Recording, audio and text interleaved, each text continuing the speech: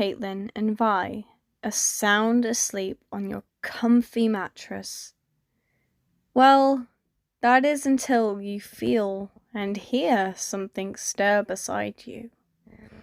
It's Vi. At first, you thought she's just shifting in her sleep. Subtle, quiet. But that doesn't last long, as her breathing becomes harsher, faster, heavier. Her movements becoming more desperate, more defensive. She is having a nightmare. Kate, you whisper to Caitlin on the other side of you, nudging her slightly. Ryan, what time is it? What's going on?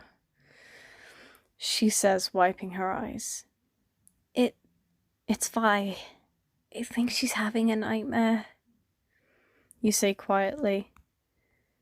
Caitlin's sleepy demeanor instantly shifts to a more awake one, sitting upright and looking at Vi next to you.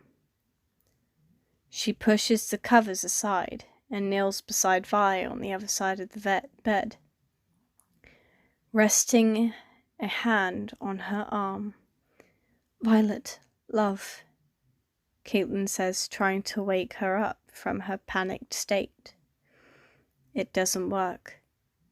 You say, trying to help.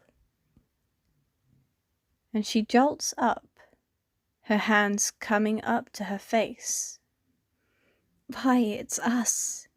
You're safe, you say, rubbing her back. Your hand moving in soothing, slow motions up and down her back. Her breathing is rapid and shallow. Vi, love, it's okay. We're here, Caitlin says calmly, her hand moving to her shoulder. I'm okay. I'm okay. Her voice is shaky and quiet. Anything but okay. You wrap your arms around her in a tight embrace, letting her feel the safety and warmth, and Caitlin follows suit. And eventually, her breathing evens out, and she relaxes into both of you. Do you want to talk about it? Caitlin asks.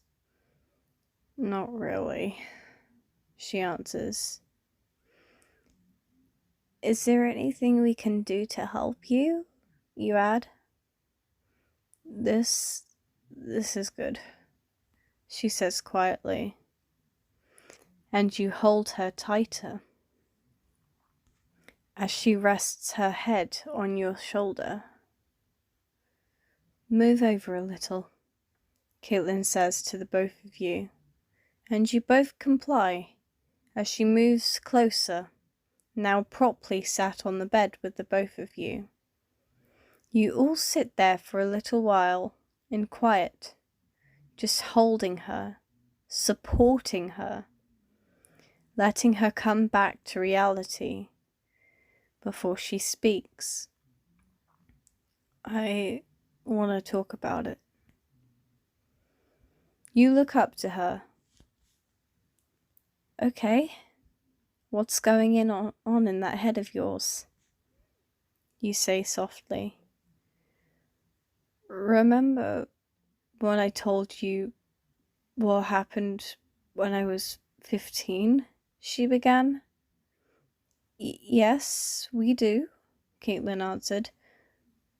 Well, as Vi tells you about her nightmare, and you and Caitlin find yourselves wiping tears from your eyes, listening to her story of what happened, you sit there supporting her through it all, listening, comforting, holding her. And when she was done and had calmed down, you and Caitlin gently guided her back down to the soft mattress, pulling the covers up snug around her. wiping some loose strands of hair from her eyes. You settle down into her side, and Caitlin on the other. What happens if it happens again? Vi asks. Then we'll be right here next to you the whole time, you say softly. And we'll be right here when you wake up, Caitlin adds.